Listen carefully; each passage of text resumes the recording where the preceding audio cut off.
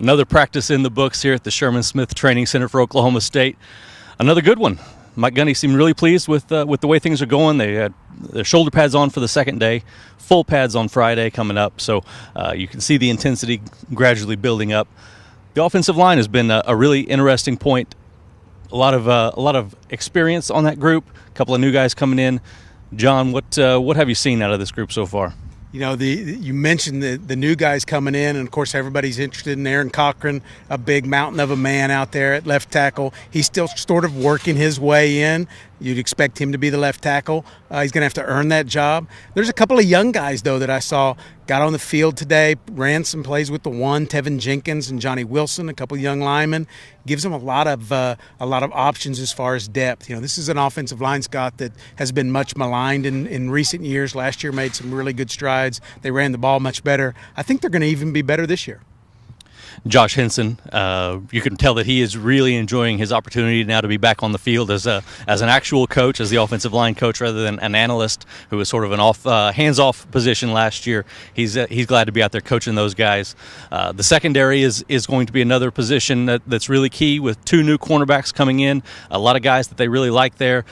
At the safety position, Trey Flowers, Ramon Richards moves in from cornerback to safety, and he says that position really fits him a lot better than what he was doing out at corner. I think that they have a chance to really be good if those corners, Adrian Baker, AJ Green, whoever it ends up being, can come in and cover. I think that could be a really strong point of that defense. Yeah, no doubt about it. And that's the position that everybody's really paying attention to on the defensive side of the ball right now. Those young corners, Adrian Baker, you mentioned the grad transfer from Clemson, you know, how he sort of works his way into the mix, learns the defense. There's a lot of talent, I think, there. I think the coaches feel that way. Those guys are just going to have to grow up a little bit. You mentioned Ramon Richards. He's a guy that's played corner. What did he tell you about the corners today?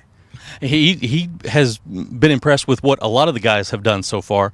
Multiple guys he thinks that are ready to step in there and play. AJ Green, he says, is a guy that reminds him a lot of himself whenever he was young, kind of energetic and you know, ready to be in on the action. So it's going to be really interesting to see. It's a lot of second year guys that are trying to get into those spots, along with Baker, who is a veteran guy and a grad transfer. So that'll be a really fun battle to watch as they shake out what's going to happen with those two spots.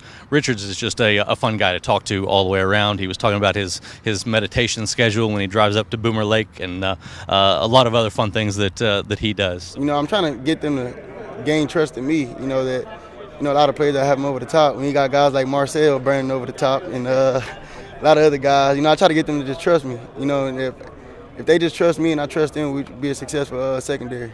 Do you anticipate potentially playing a little bit corner though still this year? I'll play wherever Coach Spencer need me to play.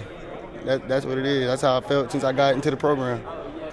What excites me is, I grew up watching guys like Ed Reed, Earl Thomas. I grew up watching them guys. And then just being able to fly around and just be in the middle of the field. That's my favorite thing to do.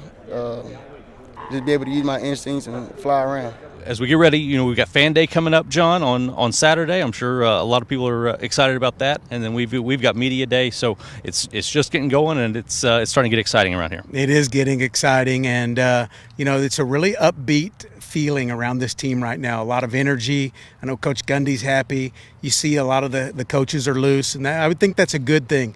You're right. They're going to get after it really good on Friday when they put the full pads on. Fan Day, Media Day on Saturday. It's going to kick into high gear. Here's what Mike Gundy had to say about the second open practice of the season. Quite a bit different with two padded practices for us. Obviously, it's like a full-speed practice, so we get a lot better feel for the attitude and the tempo of the team. I just mentioned to him at the end of practice that I love the competitive nature. When you have as many mature, quality players as we do on the field at the same time, you get a lot of that. And it's really enjoyable. Their attitudes are tremendous. Personnel-wise, the guys that you would think are going to make plays are making plays. All the wideouts, and Mason's making plays. Justice is running good. I like the running backs behind them. It's a key spot for us this year.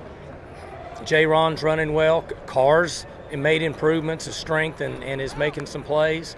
And the young kids, the 2 freshmen, are running out there, and they got a long ways to go, but they're getting some quality work.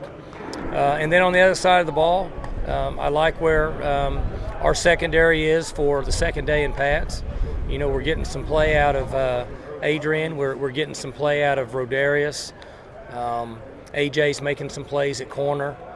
We've got a lot of work ahead of us, but I'm pleased with where we're at this point. You know, breaking my foot, it was, you know, I've never broken anything, had anything like that, a season injury. So, you know, when it happened, it was, you know, it hit me to my heart. So, but I'll just say my faith, and God just kept me through that, and my teammates, my family, and they just pushed me and let me know that, you know what I mean, I get another opportunity. So, you know, that's all that matters.